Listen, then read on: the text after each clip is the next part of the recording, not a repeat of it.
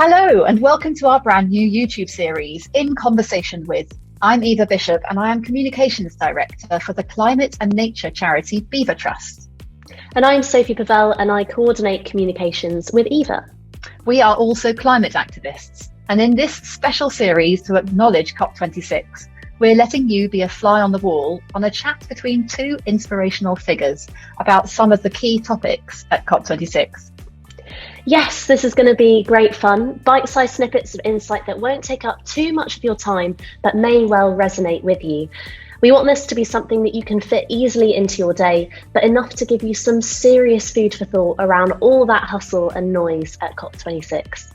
So in this series, we and colleagues will be in conversation with experts on each of the 4 sustainability goals for this landmark conference, from biodiversity to finance to collaborating on a greener future.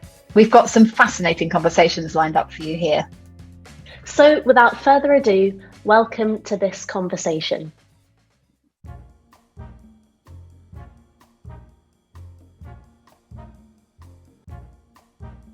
Hi everyone, so thank you and welcome to our In Conversation With series about talking about the goals of COP26. I'm Elliot McCandless. I am the Beaver Trust Communication Manager, and I'm with the WWF's Head of Sustainable Finance, Raymond Dhirani. So Ray, thanks for coming today. How are things with you?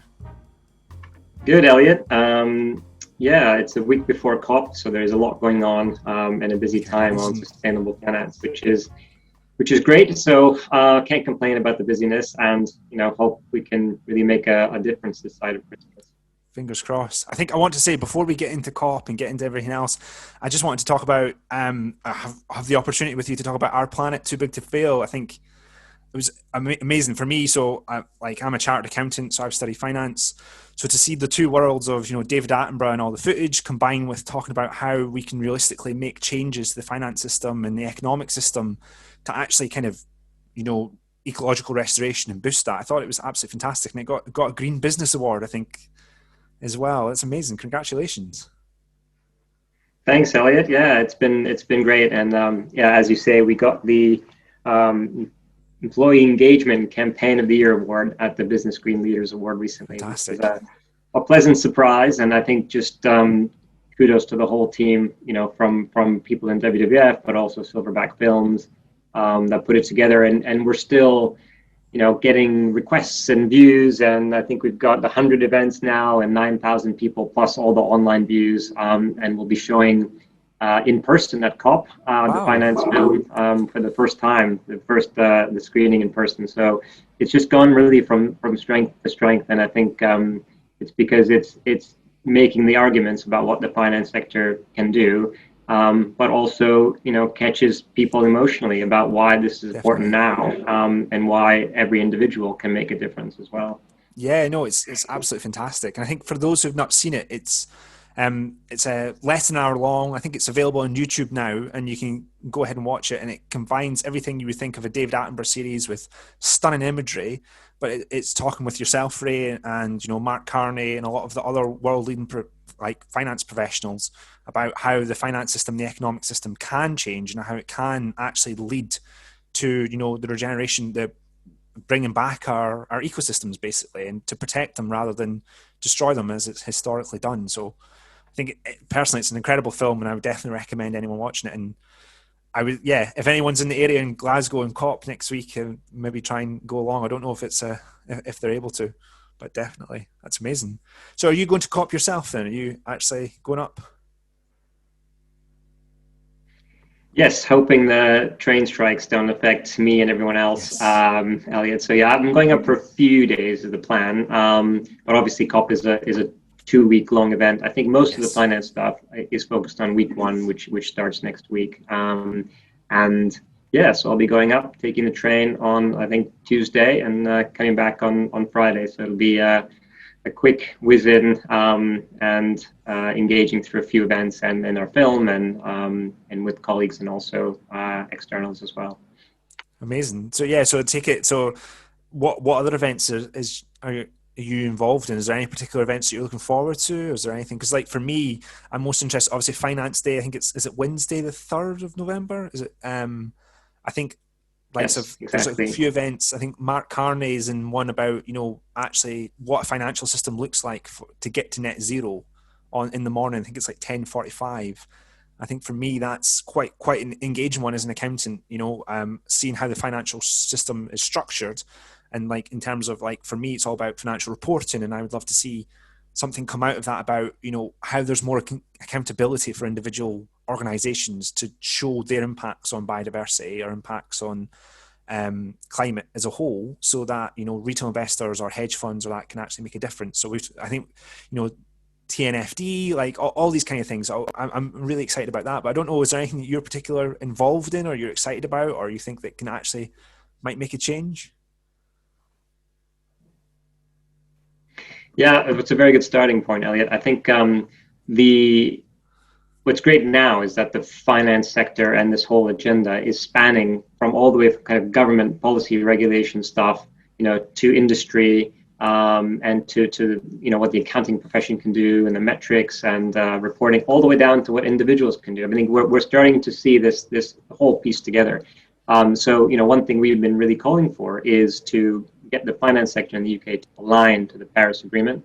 And as part of that, we need mandatory transition plans in place in the UK and ideally globally, to ensure that happens. And that's the government has announced as part of the Treasury's announcements only last week, the beginnings of that. So that's really promising. Obviously, we need them to enact such legislation soon, and it needs to be science aligned.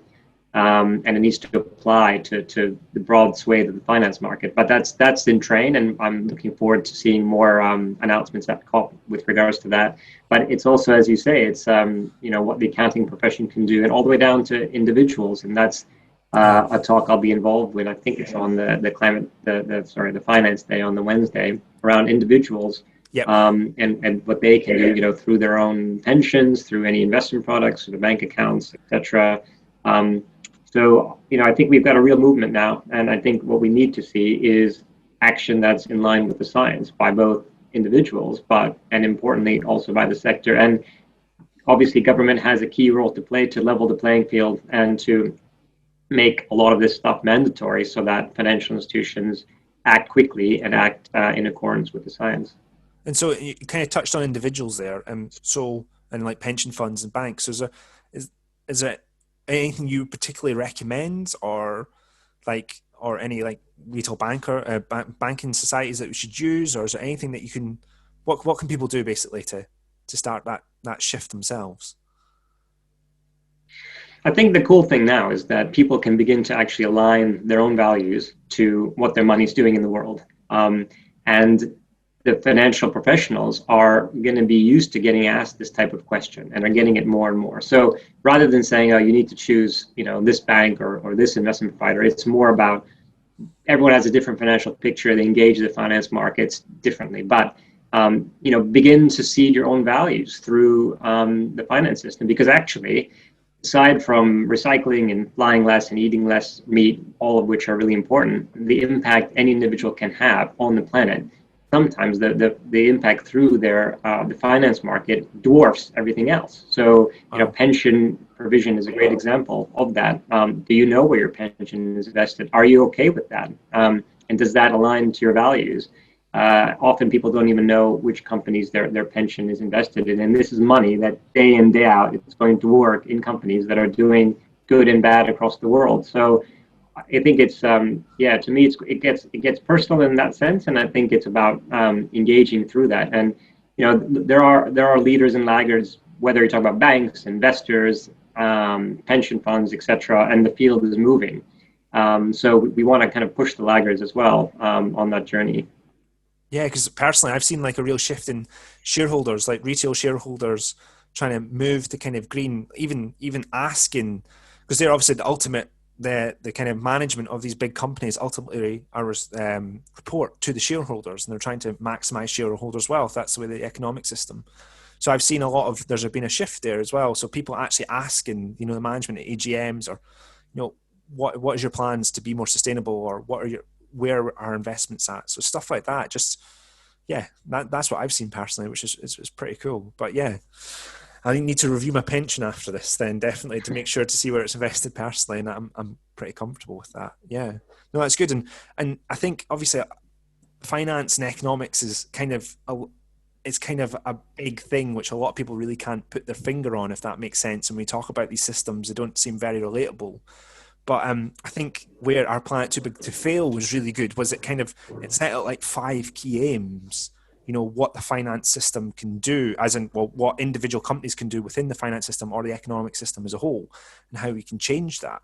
So I don't know, like, what do you think? Obviously, all 5 of them are really good, but I don't know if we want to kind of touch on them, or do we want to kind of just touch on them to explain them for people who may not have seen? What do you think is the most important thing that the finance system can change or review differently to make a difference, to start that shift towards a kind of greener future? Yeah, another good question. I mean, they're all important, but I would probably say the most important for the mainstream finance market is to reduce its negative impact. I mean, on climate, we know we need to have our emissions collectively by 2030. And obviously net zero by 2050 is law of the land in the UK. So that is a good place to start. Obviously, there's other factors at play, and not just climate, around nature and social issues. But I think every day the big, large banks and financial institutions and investors are actually plowing money into a lot of damaging entities and companies. So I think, whereas you do want to grow the green market and you want to have new product development in that area, and that's important.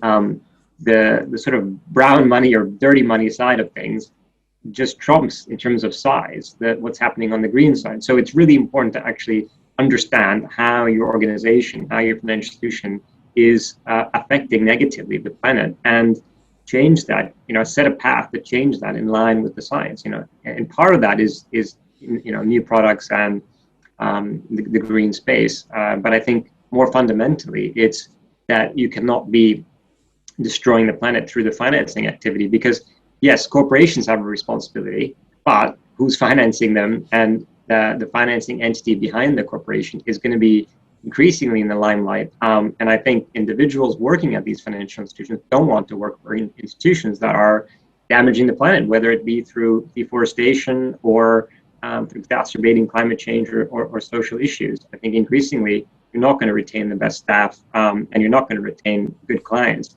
if you're doing this. And I think you've got to kind of take the time to understand financial institutions are big and complex, and you've got to spend the time to understand where your big negative impacts are, and start with the biggest one and start reducing it today. Yeah, because just on that, I think it was the ASN Bank in the Netherlands that produced like a biodiversity impact report, didn't they, in terms of money? And so that's kind of the first that I've seen. That seems to be the first in that kind of ability. I don't know. Have you heard any more? Are there any other institutions that are working on that, or should we be implementing a framework built around that, basically, that asks specific requirements of companies, what they need to publish, basically, how they value an impact on biodiversity? I don't know.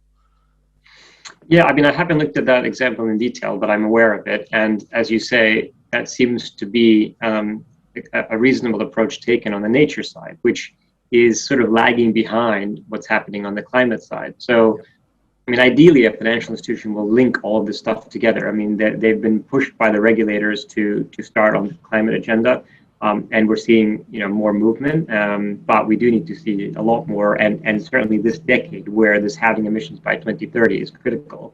On the nature side, it's only beginning now. You'll have TNFD, which is coming online, the Task Force for Nature-Related Financial Disclosure, mirroring the TCFD.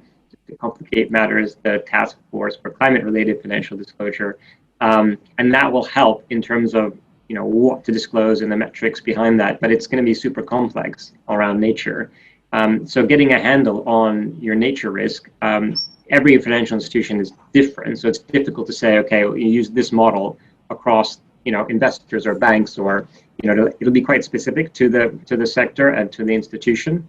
But I think it also needs to be linked to climate and to other issues, so that you're not solving one problem and then creating another problem over here. It could be around the just transition as well, and fairness and equality around the world. So that is an important piece of the climate puzzle and even the nature puzzle as well. Yeah, no, yeah, like I'm really excited for so I've read a lot of like the NFT framework, which states how it's potentially going to operate, what it's looking to achieve, but obviously the key detail of how those metrics are measured and how you calculate them is obviously still yet to be published. So I'm really, as an accountant, I'm looking forward to seeing it, because I operate on like statutory instruments, as in how do we report X, Y, and Z. So it'll be very interesting to see what they come out with and how then different entities can then use it to report. So I think it's all moving in the right direction. I think one of the big questions, which I also kind of working in the conservation sector, it's always talked about, and it's on social media, is about this idea of we're always focusing on a strong economy and building a strong economy as a society, and then that directly has a negative impact on the ecosystems that we live in, because it's extractive. It's usually taken out of. So obviously, like in Our Planet, you talk about there are all these green opportunities that are arising within relative systems. So do you think do we need to move away from what our existing measures of economics are, like of GDP, into other things, into more kind of holistic approaches? And do you think there's opportunities to actually, make a positive impact within the current system, or is it fundamentally an issue, if that makes sense? Yeah, I think you're touching on an important kind of structural question, and people have been discussing alternatives to GDP, gross domestic product, in terms of measuring economic value, really, year on year. And some countries are trialing new methods around well-being. So I think, and it goes back to all the fundamental questions. I mean, when corporations began, they were there to serve a social purpose. I think we've kind of lost sight of that a bit now. And similarly, the finance sector was there to then provide the finance in order to help a corporation serve that purpose. And again, the finance sector has grown a lot and perhaps lost a bit of that facilitation, that purpose as well. So I think you're right. We'll need probably different approaches and metrics all around, from the economy side to the finance side, and individual sort of financial sector actions can help drive that. Obviously, policy and regulation can help drive that from the top. And we're going to see a lot of this environmental sort of disclosure approaches being integrated into accounting frameworks as well. So it's coming from all directions. But I think you're right, Elliot, about having to actually change the nature of what we value and what we measure fundamentally, and acknowledge the failings of some of the mainstream indicators and approaches. Asset allocation models, another one, besides GDP, that needs to be looked at again in the context of what we're facing now, which is a climate, nature, and probably I would add, although I'm not an expert, social injustice, emergency at the moment. So all of these factors were at play before, but not as widely recognized as they are today. So yeah, I hope people can have the ambition to actually want to change the system at its core, because that is going to actually help everything in the end and help us to achieve lasting change, rather than having to revisit situations year on, year out. Yeah. No, and yeah, it'll be interesting. Yeah, and I think one of the other things I just wanted to touch on, obviously, was, I don't know if you've seen it actually, I only picked up last week, was obviously the UN adopted the environmental economic accounting, which is basically, 34 countries are going to be compiling ecosystem accounts. I don't know. I've not heard much more about it. It's more of a general question, really, because I haven't seen anything kind of more published about it since earlier this year. I don't know if you've seen anything or heard anything, or what that might look like. Because I live in Scotland. In Scotland, so there was like natural capital accounts for the whole of Scotland published at a national level, which was quite a big thing and a step in the right direction. And it sounds kind of something that's similar that's happening ahead of COP from these countries. I don't know if you know anything more about that yourself.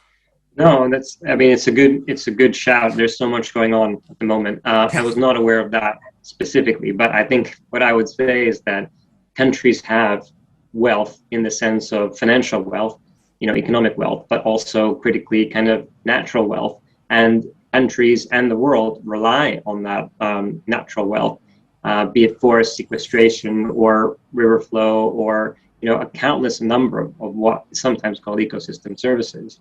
And unless we take those into account, how do we know full value? I mean, it's encouraging that some of this is being thought about from the sovereign debt perspective. I don't know if you've seen that, but where countries are looking at their sovereign debt and where investors are looking to invest, if a country is mismanaging its natural resources, that can have a knock-on effect ultimately on credit, because of the fact that these countries are reliant on this, and there's certain countries where the whole world is reliant on the natural resources being run effectively, but also not at the detriment of people living in that country, of course. So it is complicated, but I think the broad point is that we need to measure and value natural ecosystem, environmental, planetary health as we do financial accounts, more importantly than financial accounts, and in kind of integrate it into mainstream decision making at board level, at CEO level, in all organizations around the world, and driven through and aided by policy and regulation. So yeah, I'm not aware of that specific one, but I think the whole nature agenda is also rising quite quickly, and I think will be even rising further after COP and linked to the climate emergency that we're hoping to tackle.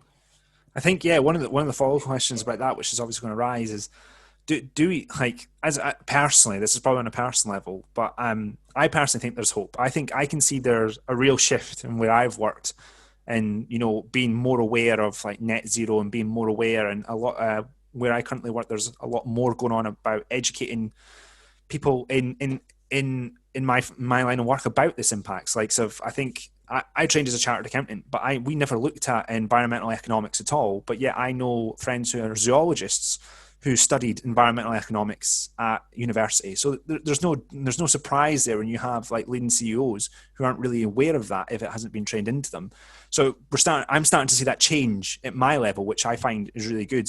And I'm quite a positive person. I hope this paradigm shift, which we're all kind of on, is going to happen quickly enough to keep us at 1.5 Celsius. I think it can. I think personally it can. Do you think we can do it? Do you think we can, like, the finance system can mobilize, the economic system we can make these changes quickly enough to hit the tracks? Because obviously, like Scott, we know Aichi targets weren't necessarily met by most countries. So do you think we can actually do it? Do you think so? I'm hoping you're going to say yes. I think we can do it. Well, I think we can do it, but whether we will depends on political will, industry will, and whether we want to kind of prioritize this issue enough, really. I mean, we see with COVID and other things how quickly things can change. And no one would have predicted sort of global shutdowns of entire economies happening, very quickly. And then of course reopening up again as well. I mean, these are huge changes affecting millions, billions of people as well.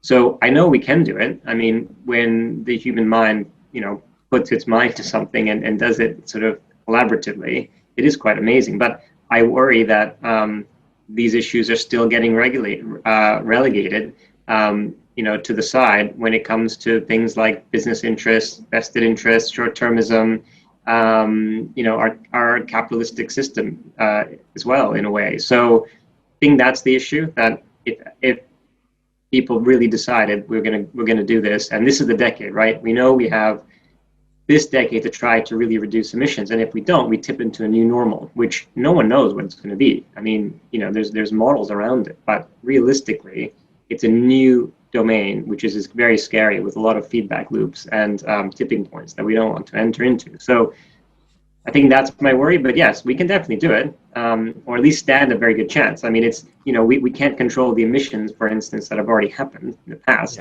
nor can we probably make a big dent on the emissions that are happening now, but we can really turn the tide for future emissions, and hopefully that's not too late. And at least we can actually make a concerted effort. But it's not just going to be about, going to COP and having discussions. It's actually about meaningful change quickly, meaningful policy and regulation, this year, next year, that matter and bite, and industry stepping up and sometimes having to say potentially no to short-term profit, for the greater good, and also for long-term survivability and health as well. Because if we are really shifting to a sustainable economy, there will also be some companies that fall by the wayside, who don't who don't join in and think this is a big shift. So I think this is we only have one planet, and we can fool ourselves for a while to think that we have more. But I think it's a binding constraint, and I think this is what people are beginning to realize. And there are companies out there in the past, like Kodak and others, who people thought were stalwarts, and then they're just gone, right? So I think that's the other thing from a purely business point of view, that you want to be more resilient, you want to have a chance of long-term survivability and to thrive, and you're not going to do it where you're destroying people and the planet, because people are waking up, and also the planet is reacting to what we've done to it, and we're going to be, and governments are instating policy and regulation in this direction. So that's a long way to say that I'm cautiously optimistic, perhaps, on the question you posed. No, it's good. Well, makes two of us then. Makes two of us. And I think, well, we're almost out of time, actually. I didn't realize it's flown in. So I think, is there anything, like, if you were to ask for one thing that was to come out for COP, for one thing to change, one announcement or one commitment, or just one thing to actually that would make a difference, is there anything that you would really personally hope for? I think for me as an accountant, it would be a commitment to a timeline for when we're going to introduce a reporting framework, and which will detail, a comparable metric. So, investors can compare two companies' impact on biodiversity and climate. That would be like ideal for me, but that's for my, but is there anything that you would like to see personally? Is there anything that you think that would?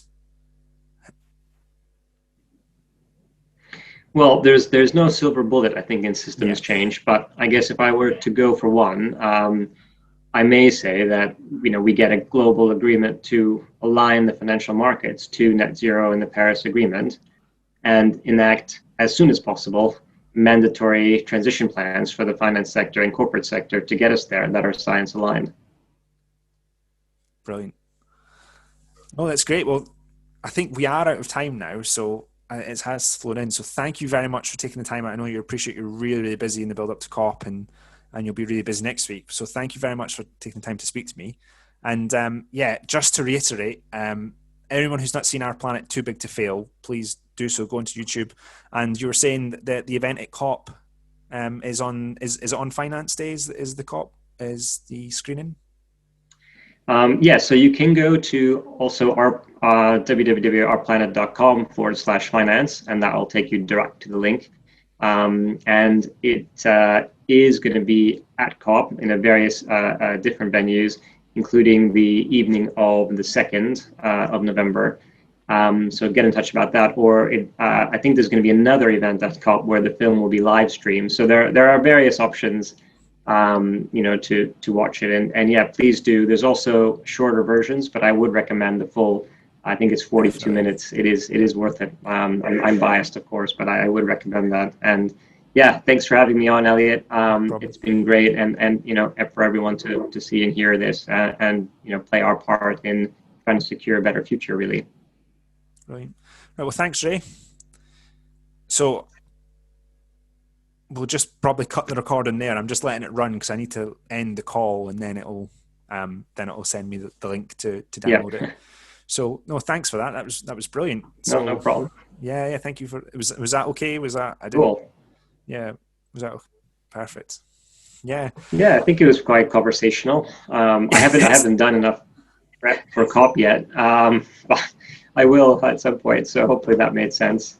Yeah, no, I think it did. I think we kind of touched on a few of the levels that hopefully people can buy into. And if they go and watch Our Planet, then, that'll be a really good starting point. I think it's just a really good point for people to watch who don't, have any, financial background, basically. It's just a really good intro. Yeah. Right, I'll let you go, but thanks very much for your time. Really appreciate it. No problem. Thank you. Thanks for having me. Cheers, and see you soon. See you soon. Bye. Bye.